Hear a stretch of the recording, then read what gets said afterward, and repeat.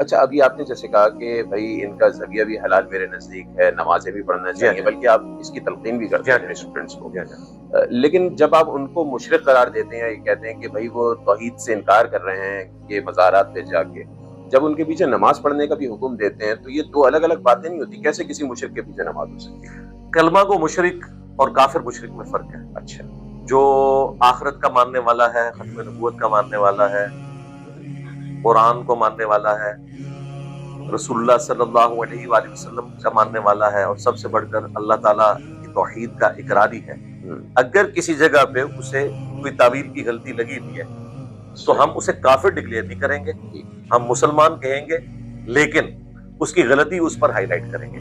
یہ چیز ہم نے خلفائے راشدین سے سیکھی ہے۔ سیدنا علی کو خوارج کافر کہتے تھے، لیکن سیدنا علی سے جب پوچھا گیا کہ یہ کیا ہے، کیا کافر ہے، انہوں نے کہا کافر نہیں ہے، ان کو تو یہ گمان ہوا کہ میں کافر ہوں تو مجھے چھوڑ گئے، یہ اس بات کی دلیل ہے کہ یہ کفر سے نفرت کرتے ہیں۔ یہ کتنا جگر ہے مولا علی کا کہ اپنے مخالفین کے حق میں کہہ رہے ہیں کہ مجھے یہ کافر سمجھ کے کفر سے نفرت کا اظہار کر رہے ہیں، میں انہیں کافر کیسے کہہ دوں؟ پھر پوچھا گیا یہ منافق ہیں، انہوں نے کہا منافق کیسے ہو سکتے ہیں، یہ تو اتنی لمبی نمازیں پڑھتے ہیں، اور قرآن کہتا ہے کہ منافق تو اللہ کا ذکر بڑا تھوڑا کرتے ہیں۔ یہ المصنف ابن ابی شیبہ میں پوری روایت صحیح سند سے منتقل ہے۔ تو جب کوئی کافر بھی نہیں، منافق بھی نہیں، تیسری چیز مسلمان ہی بچتی ہے، کیونکہ یہ تین ہی اسکول آف تھاٹ ہو سکتے ہیں نا۔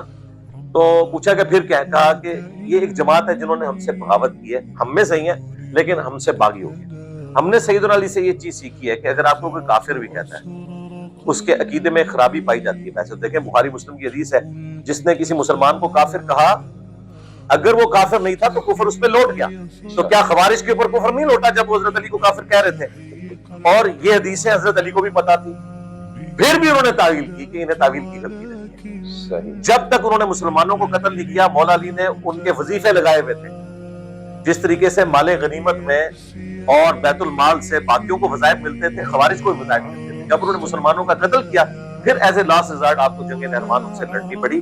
تو حضرت علی نے ہمیں یہی سکھایا ہے کہ آپ اپنے مخالف سے اختلاف رائے رکھیں، اگر وہ آپ کے نبی کا ماننے والا ہے، آپ کی قبلے کی طرف نماز پڑھتا ہے، تو اس کے عقیدے کی خرابی اس پر واضح کی جائے گی، لیکن اسے کافر نہیں کہا جائے گا، اور اس کے پیچھے حکمت یہ ہے کہ پھر دعوت کا دروازہ بند ہو جائے گا۔ اب جو حضرت عثمان کو شہید کرنے کے لیے بلوائی آئے تھے، صحیح بخاری میں 695 نمبر حدیث ہے، صحابہ نے پوچھا کہ امام تو آپ ہیں لیکن مسجد پہ فتنوں کے امام کا قبضہ ہے، ہم نماز اس کے پیچھے پڑھیں تو کہیں گنہگار نہ ہو جائیں۔ تو حضرت عثمان نے کہا نمازیں ان کے پیچھے پڑھو، برائی میں ان سے الگ رہو، نماز مسلمانوں میں ایک اجتماعی نیکی کا کام ہے، اس میں ان کا ساتھ دو، برائی میں ان سے الگ رہو۔ اس پہ امام بخاری نے باب باندھا ہے کہ بدعتی اور باغی کے پیچھے نماز پڑھنا درست ہے۔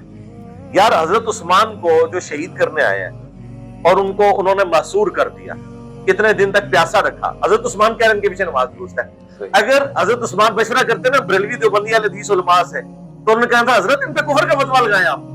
تو ہم حضرت عثمان کے ماننے والے ہیں، ہم حضرت علی کے ماننے والے ہیں، یہ بابوں کے ماننے والے ہیں۔ اب آپ کو پتا چلا میں یہ بار بار کیوں کہتا ہوں کہ مرنے سے پہلے اے مسلمان کر لے اس پہ غور، کتابوں کا خدا اور ہے، بابوں کا خدا اور۔